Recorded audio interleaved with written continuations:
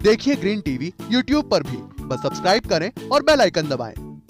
नमस्कार, स्वागत है आप सभी का किसान बुलेटिन में और मैं हूं आपके साथ पारुल यादव। चलिए फटाफट से नजर डालते हैं किसान बुलेटिन में आज की बड़ी हेडलाइंस पर। सरकार ने अपने फैसले में किया बड़ा बदलाव। डीजल पर किसानों को मिलेगी प्रति लीटर 75 रुपए की सब्सिडी। फसल विविधीकरण में सबसे आगे है मध्य प्रदेश। निजी कंपनियों से आए 13 प्रस्ताव को दी गई मंजूरी। हींग की खेती में आत्मनिर्भर बनेगा भारत। केवी के उत्तरकाशी ने हिमालय क्षेत्र में शुरू की योजना। बिहार में कम बारिश के कारण इस बार किसानों को काफी नुकसान का सामना करना पड़ रहा है। आलम यह है कि मानसून के सीजन में किसान सिंचाई करने के लिए मजबूर हैं, जिसकी वजह से किसानों पर डीजल का खर्च बढ़ गया है। इसे देखते हुए बिहार के नीतीश कैबिनेट ने किसानों को बड़ी राहत देते हुए डीजल पर सब्सिडी बढ़ाने का फैसला किया है।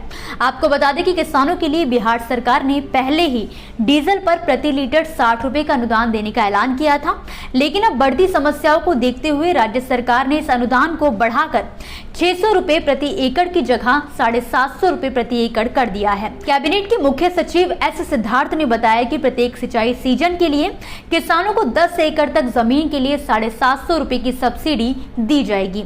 इसके तहत सिंचाई के लिए एक किसान को अधिकतम 8 लाख रुपए तक का अनुदान दिया जाएगा।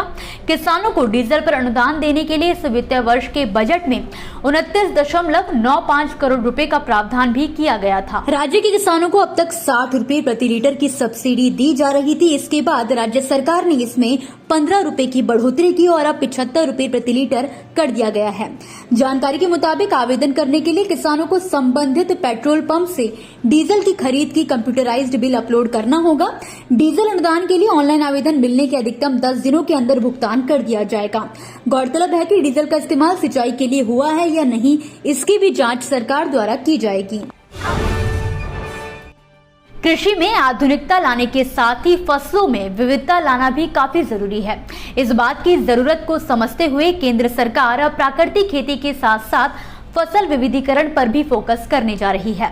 हाल ही में नीति आयोग की बैठक में इस बात की जानकारी मिली है कि राज्य सरकारों की पहुंच इसमें कहां तक है। इसी कड़ी में मध्य प्रदेश सरकार ने जानकारी देते हुए बताया कि ईटीसी, पतंजलि और देहात जैसी प्राइवेट कंपनियों से 1.86 लाख हेक्टेयर क्षेत्र में कृषि विविधीकरण करने के 13 प्रस्ताव प्राप्त हुए हैं, जिनमें से 2 प्रस्तावों को स्वीकृति दे दी गई है। मध्य प्रदेश सरकार द्वारा किसानों और राजस्व अमले की सुविधा के लिए एक गिरदावरी एप्लीकेशन भी लागू कर दिया गया है। किसानों को अपनी उपज का विक्रय अपने घर से उचित मूल्य पर करने के लिए फार्म गेट ऐप भी विकसित किया गया है। इसके अलावा शिवराज सरकार द्वारा 1000 हेक्टेयर भूमि में औषधीय पौधों का उत्पादन किया जाएगा। गौरतलब है कि मध्य प्रदेश में पिछले 5 साल में प्रदेश में 11,000 हेक्टेयर क्षेत्रफल में मिशन मोड में बांस उत्पादन किया गया है। प्राकृतिक खेती को बढ़ावा देने के लिए मध्य प्रदेश में राज्य प्राकृतिक कृषि बोर्ड का भी गठन किया गया है। खेती में आधुनिक तकनीक के उपयोग के बारे में जानकारी देते हुए इस दौरान मुख्यमंत्री चौहान ने बताया कि फसल बीमा रजिस्ट्रेशन को राज्य के लैंड रिकॉर्ड से जोड़ा गया है।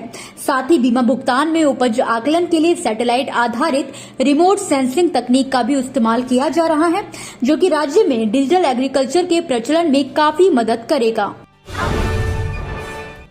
केंद्र सरकार लगातार देश को हर क्षेत्र में आत्मनिर्भर बनाने के प्रयास में जुटी हुई है, यानी कि जो चीजें हमें बाहरी देशों से मंगवानी पड़ती थी उसका उत्पादन अब सरकार द्वारा देश में करने की योजना बनाई जा रही है।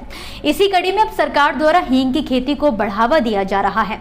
आपको बता दें कि देश में हींग के लिए आयात पर निर्भरता कम करने के लिए कृषि विज्ञान केंद्र उत्तरकाशी द्वारा एक विशेष प्रोजेक्ट पर काम किया जा रहा है। इसके तहत उत्तराखंड में हींग की खेती करने की तैयारी की जा रही है।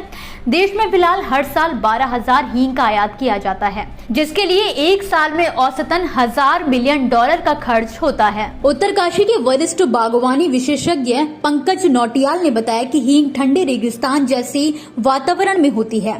पौधे लगाने का सबसे सही समय अगस्त से सितंबर के बीच का होता है।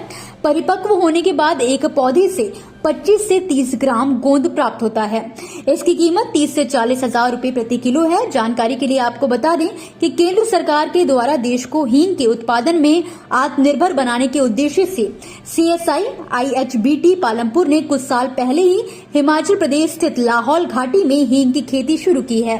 इसी तरह का प्रयास अरुणाचल प्रदेश, कश्मीर और केवी के उत्तरकाशी द्वारा अब किया जा रहा है। इसलिए यहाँ पर हींग की खेती शुरू करने की तैयारी की जा रही है। दोस्तों, ये थी वो खबरें जिन्हें हमने आप तक विस्तार से पहुंचाया, लेकिन अब हम बात करेंगे कुछ ऐसी खबरों की जिनके बारे में भी आपके पास जानकारी होना जरूरी है। तो चलिए फटाफट से नजर डालते हैं खेती किसानी और कृषि क्षेत्र से जुड़ी आज की छोटी बड़ी अपडेट्स पर। भारत के कृषि उत्पादों के निर्यात में बढ़ोतरी का सिलसिला जारी है। पिछले साल रिकॉर्ड एक्सपोर्ट हुआ था और इस वित्त वर्ष की पहली तिमाही में निर्यात के आंकड़ों में पिछले साल के मुकाबले बड़ी बढ़ोतरी दर्ज हुई है। कृषि और प्रोसेस्ड प्रोडक्ट का एक्सपोर्ट इस बार 31% बढ़ा है।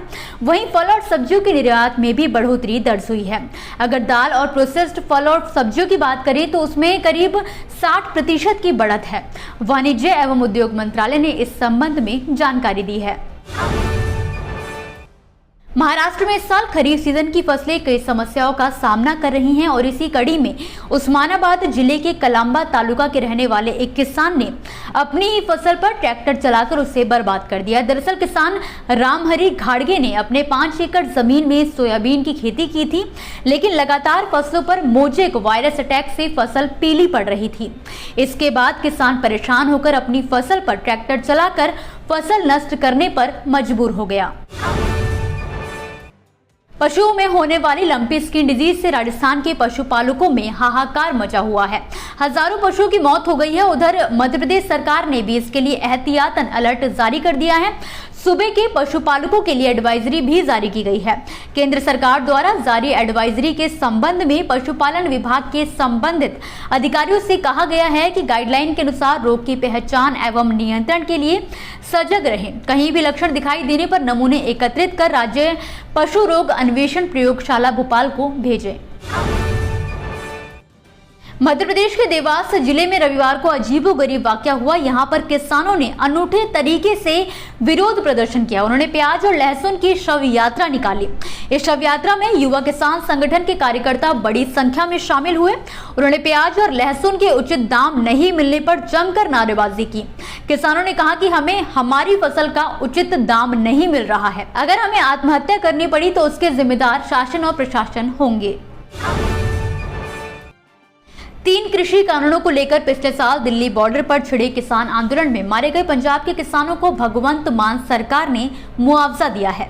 ये मुआवजा भटिंडा और फरीदकोट में आंदोलन के दौरान मारे गए किसानों को दिया गया है। इसकी जानकारी संयुक्त किसान मोर्चा के वरिष्ठ नेता जगजीत सिंह दल्लेवाल ने दी है। उन्होंने बताया कि भटिंडा और फरीदकोट के 41 मृतक किसानों के परिजनों को मुआवजे का चेक सौंपा गया है। इसी के साथ आज के किसान बुलेटिन की बड़ी खबरों में फिलहाल के लिए बस इतना ही। आप मुझे दीजिए इजाजत और देखते रहिए ग्रीन टीवी। नमस्कार। देखिए ग्रीन टीवी YouTube पर भी, बस सब्सक्राइब करें और बेल आइकन दबाएं।